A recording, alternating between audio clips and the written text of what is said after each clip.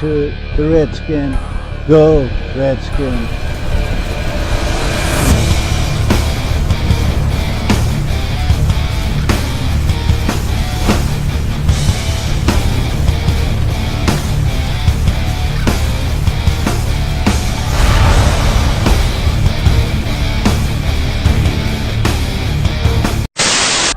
First place Washington Redskins.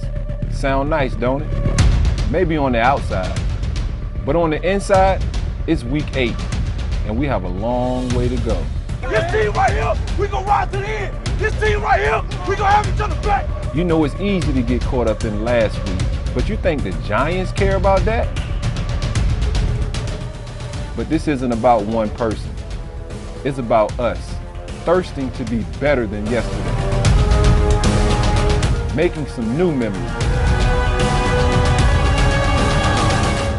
Win, rinse, repeat. What's good, people? You know, I wanted to come on today and talk just a little bit about the game this weekend. And the Redskins are traveling up to New York to play the Giants. And I'm going to tell you that in the past, these are the type of games that the Washington Redskins lose. You know, in a season where we might have a little bit of momentum and we might be trying to build upon something and try to build on something, we end up playing these Giants in New York and we always end up falling flat on our faces. Now, I will tell you that this time things are a bit different, being the fact that we do have the stronger side of the trench game in this one. I do believe we have the strongest offensive line and the strongest defensive line of the two teams. Actually, our whole front seven should dominate this game. Now, obviously, it's easy to say stuff like that. The execution is going to have to come through. And to be honest with you, I was a little bit worried earlier this week when I first saw the injury report come out and saw several names not practicing. But of course, they're starting to do more of that with the Redskins this year, trying to, keep certain guys fresh. But the way it all worked out was it looks like Crowder's not going to play again, which isn't a surprise. Dunbar's questionable. Paul Richardson Jr. is questionable, and Chris Thompson is questionable. The thought kind of with most folks around that I've heard is that Richardson and Thompson will probably go. Thompson more than Richardson, but they'll probably both go. And Dunbar is kind of in between, because from what I'm hearing, the guy hasn't been able to run that great without limping or issues. Maybe go give it one more try Saturday and then make a decision.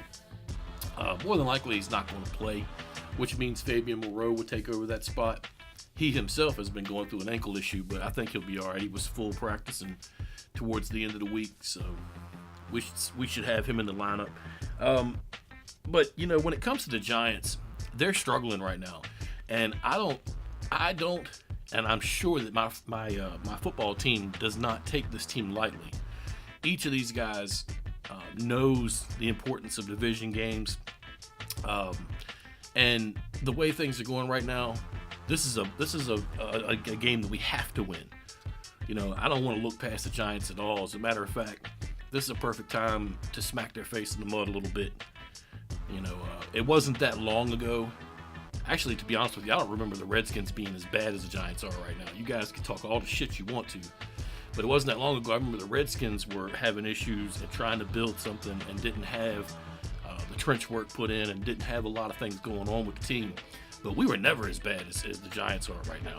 I mean, in the history of our team, the worst season that we ever had, I believe we lost, 3 or 4 games? We won 3 or 4 games. The Giants are looking at the second year in a row of that. We've never had anything like that. A few years back, that year that Gruden had where he only won 4 games, I believe is the worst season I've had to endure as a fan. So, we're 2 different football teams and going in 2 different directions. But the thing is I don't never want to underestimate a football team. Even if they traded away 2 pieces this week, it doesn't matter. Those 2 pieces, I got to looking at it, and I kind of understand why some Giants fans could care less if Snacks is gone or not. From what I saw on downs he was in this year, you guys were giving up like 5.6 a carry, and the downs he wasn't in, you're giving up like 2.3 a carry. that sounds like it might be, he ain't the best player anyway, or at least your system isn't working the best with him. So I believe that my football team is not underestimating the New York Football Giants. That this is a game that they're going to go into knowing that they need a win, and they need to stay with what works. Now, some people may think that not a lot is working for the Redskins, and if you look at the stat box, maybe that's what you would take from each stat box. But you have to look further than the stats, and look for the stats that aren't there, which to me are the turnovers. I said it in my last video, our punting game where we put the ball inside the 20 virtually every single time is you can't look past. This stuff doesn't show up in the stat sheet, but you can't look past it. This is what adds up to our defense being good.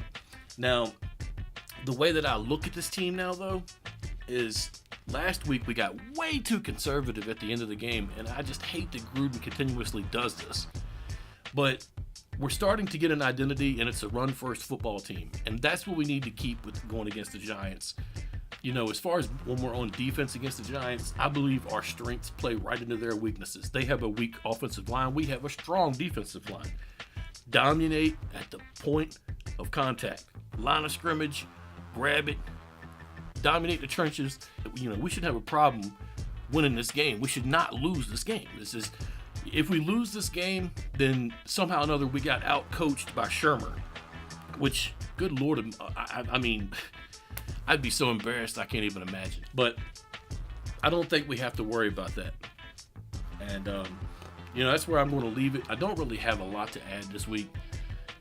The team, to me, hasn't hit its peak yet. And I'm hoping that perhaps maybe the offense starts to ascend to something better this weekend. I personally like the running the ball, but it appears like when we go to throw the ball, like that game is not there. And I'm waiting for Jordan Reed and Alex Smith to get on the same page and get things going with that. But Reed's only one person, so we need Paul Richardson to do his job. And of course, Crowder's not around, so we got some backups running around quick. A few other people. I'm actually kind of surprised how deep in the depth chart we've gone at that position. But it is what it is, man. I mean, I see them exercising options, looking for a trade partner. They didn't want to give up a first for old boy from the Raiders, the Dallas guy. I don't blame them. Even though I like the guy, I just don't blame him. My front office is not going to give up a first or a second round pick for a player in the trade. It's just not going to happen. And that's a good sign of a good front office. I mean, hey, what can I expect? It's what I wanted for years, and now we got it. People always want to take little pot shots at my team, but they don't pay attention is that we actually have corrected a lot of these issues now, and we don't have that anymore. We don't go out and pay for overpaid free agents. When a player starts asking for more money, we send him on down the line. It's just the way it works, man. We replace him through the draft, whatever we need to do. If we got a guy that wants too much money, generally, they don't come back. So, here's what it is, man. I'm looking for the team to come out this weekend and to get another win. We're 4-2 right now. We got, I believe it's a 1.5 lead on the division. Philly is beat up pretty bad. Dallas is desperate and going out trading for players that could or could not help. Who knows yet? And of course, the Giants haven't won but one football game. And I don't want to be number 2. So that's about all I got. Hail to the Redskins. Peace.